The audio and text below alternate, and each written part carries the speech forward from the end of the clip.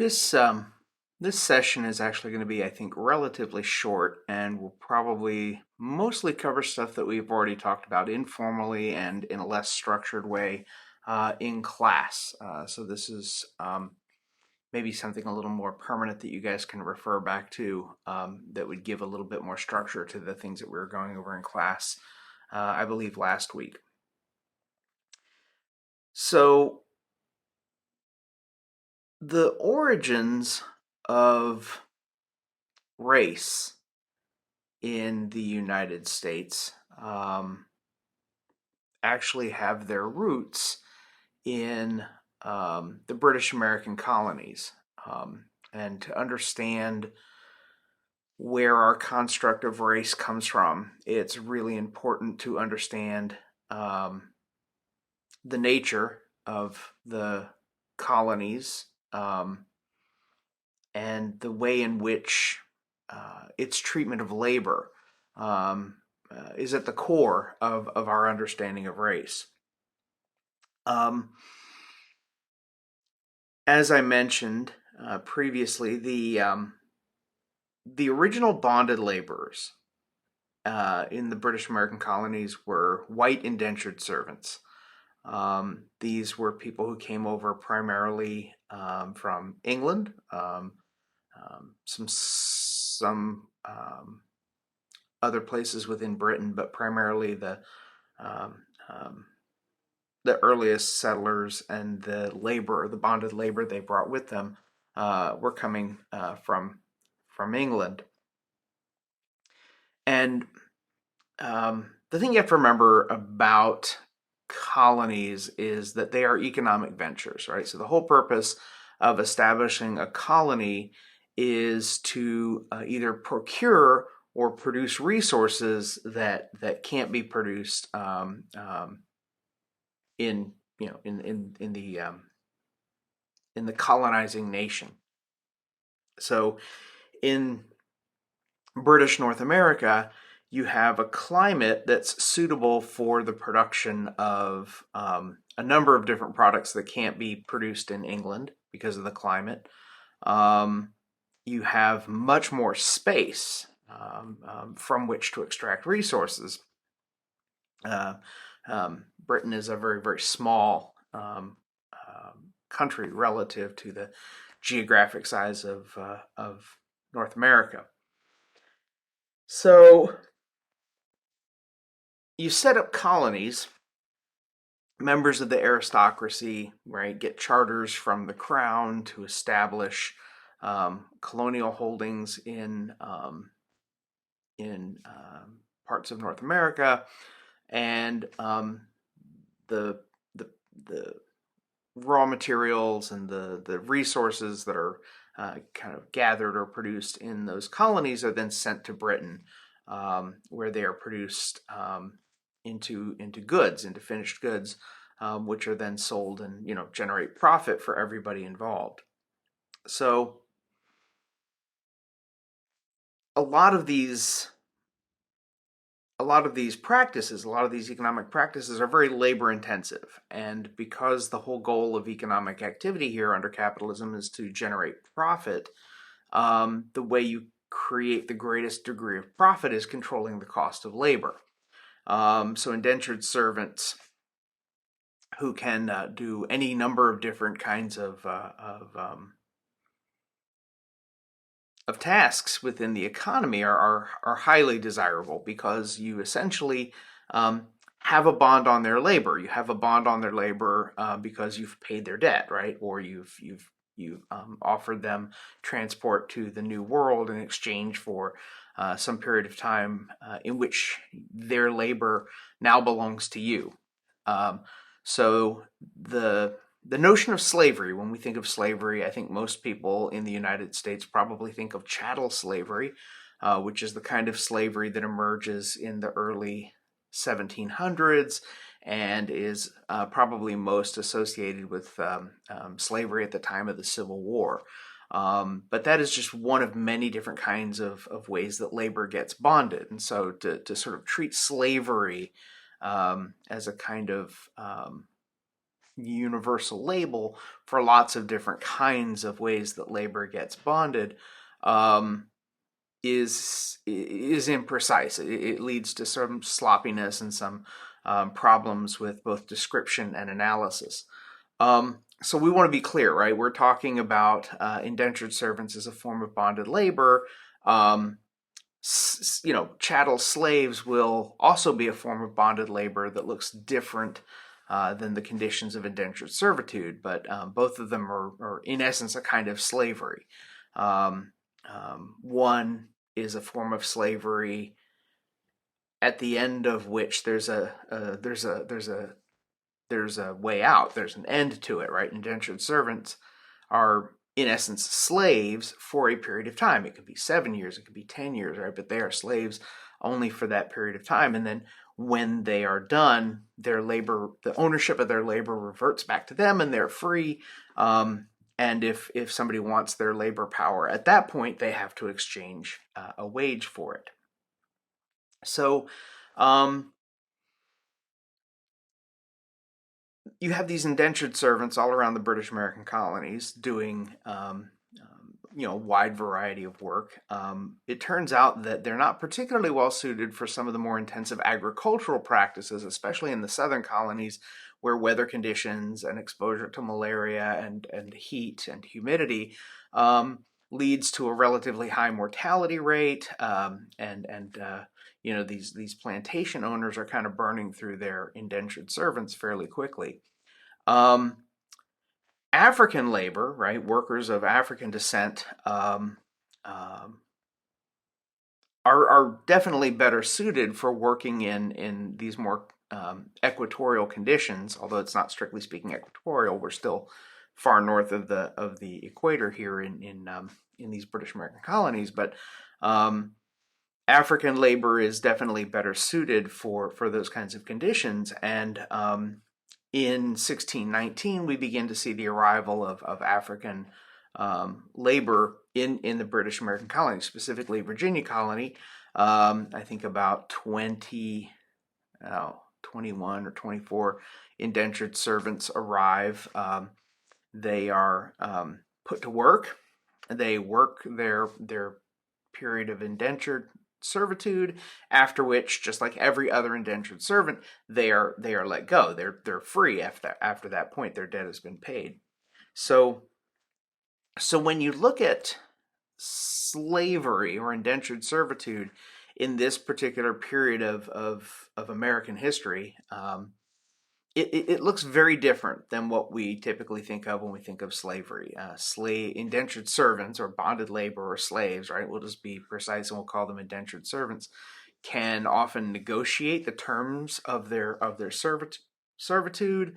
There are some circumstances in some colonies where they're given um, a little bit more leverage and legal protections than in other colonies. It's kind of a patchwork, right? There's no universal sort of generally agreed upon set of rules or conditions under which indentured servants operate.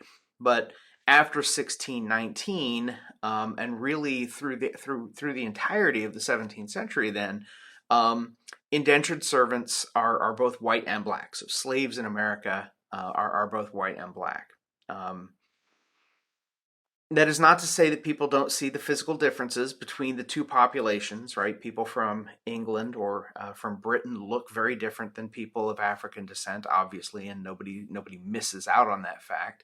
But at the end of the day, the most important thing about a person at this period in American history isn't their skin color; it's the condition of their labor, whether it's free or bonded.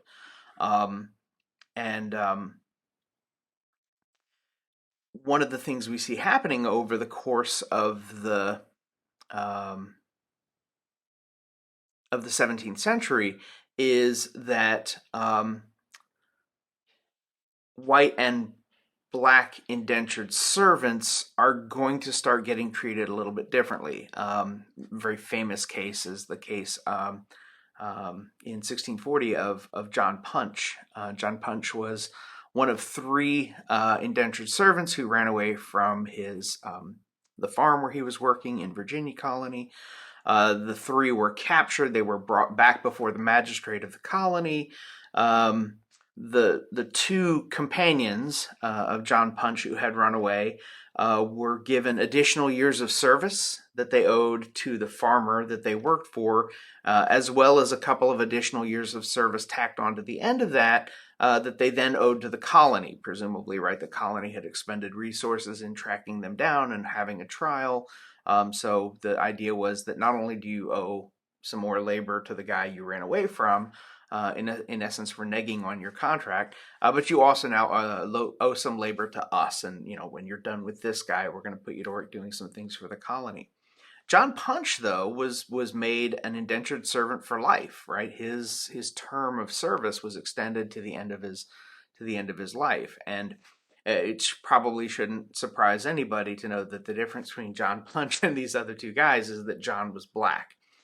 So it's not that the black and white indentured servants are being universally treated equally. We do see the beginning of some differential treatment, some inequality begins to emerge. But really, it isn't until after Bacon's Rebellion in 1676 that there appear to be real concerted efforts to create a system of bonded labor based entirely on race.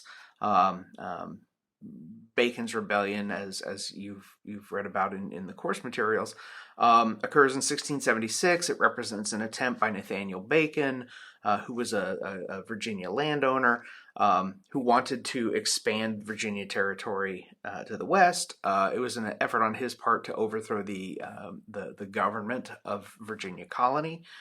In essence, an attack on the crown, right? Because these are still British colonies subject to the rule of Britain, and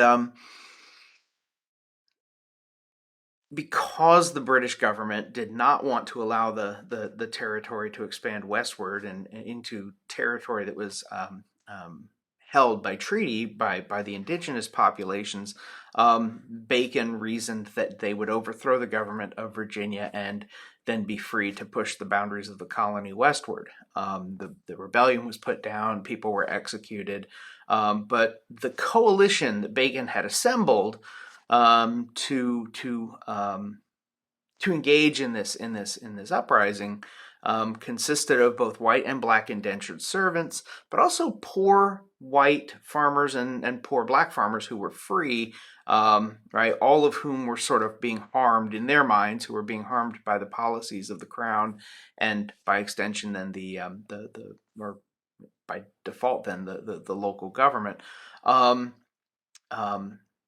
That made people nervous, and the planter class, along with the government representatives, realized that they had to kind of find a way to split this emerging power base. These were people who were developing what Marxian theorists would call class consciousness, right? That they began to realize that what was important about them was not the color of their skin, and not even whether their labor was bonded or free, but that they were being sort of disadvantaged relative to the planter class, because the planter class was the group that the government had kind of aligned with and whose interests they were promoting. So a kind of class solidarity was emerging among these indentured servants and other people in Virginia. In the Virginia colony. So the obvious way to sort of split this group in half, or maybe not proportionally in half, but to split them in two and sort of turn them against each other, is to use very easily identifiable markers so that you know who's in one group and who's in the other group. And the easily identifiable markers they settle on, of course, were skin color. So you turn your black indentured servants into lifelong slaves, right? So you get rid of indentured servitude, you impose lifetime servitude, you create hereditary slavery is essentially you establish a racial caste system because people born to slaves are now going to be slaves. A child born to an indentured servant isn't an indentured servant, right? That child doesn't have any contract with the farmer or the plantation owner. The labor of that child belongs to the parent of that child. Now, the parent of that child might use the child's labor to offset some of their obligation and shorten the time of their servitude, but it's because that labor, the labor of the child, belongs to the parent until the child reaches a certain age, and then they are free to be their own independent agent.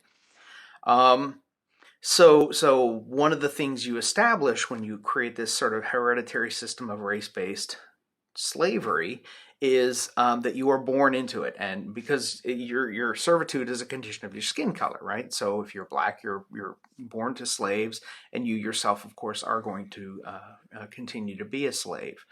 The way you sort of buy off the white indentured servants is that you essentially put them in charge of the black slaves, right? So they still work for you if you're a plantation owner. Um, there's still potentially some time left on the contracts of these white indentured servants, but you basically turn them into overseers. You give them power, you give them some degree of authority, and they divert their energy and attention toward um, um, managing, overseeing, and oppressing black bonded labor.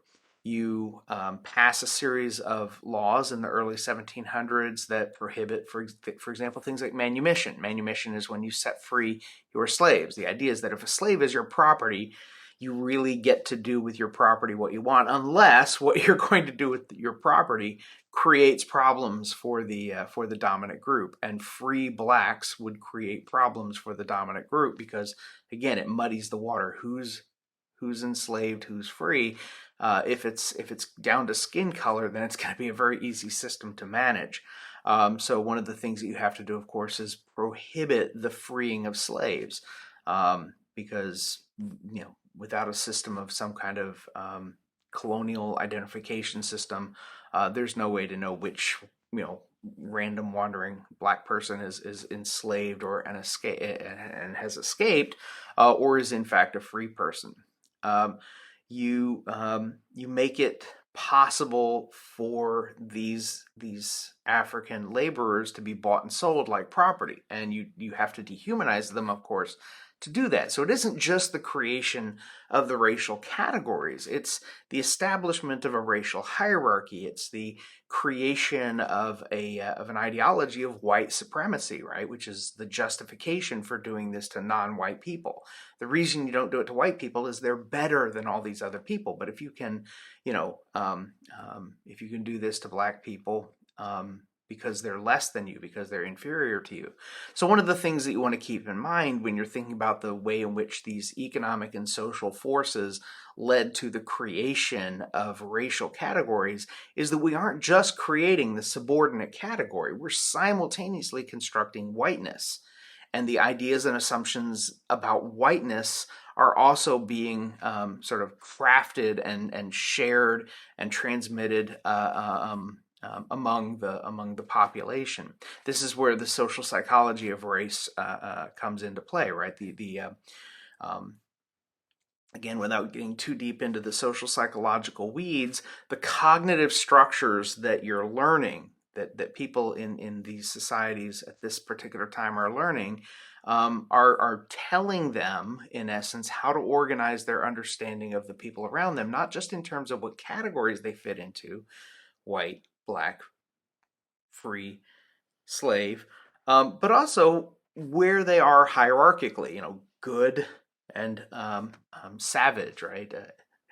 Christian and pagan, right? All that sort of stuff. So those things get learned, they get taught, and they get internalized, and that becomes the predicate for subsequent manifestations of white supremacy when it comes to dealing with immigrant populations coming from other parts of Europe, the Irish in the 1830s through the 1850s, the Italians and the Poles in the late 1800s, the Slavs in the late 1800s, early 1900s, right? So as these groups are coming in, there is an already existing framework of white supremacy that is predisposing people to see these immigrant groups coming in as less than and subordinate to the existing dominant group, the people of Anglo descent who still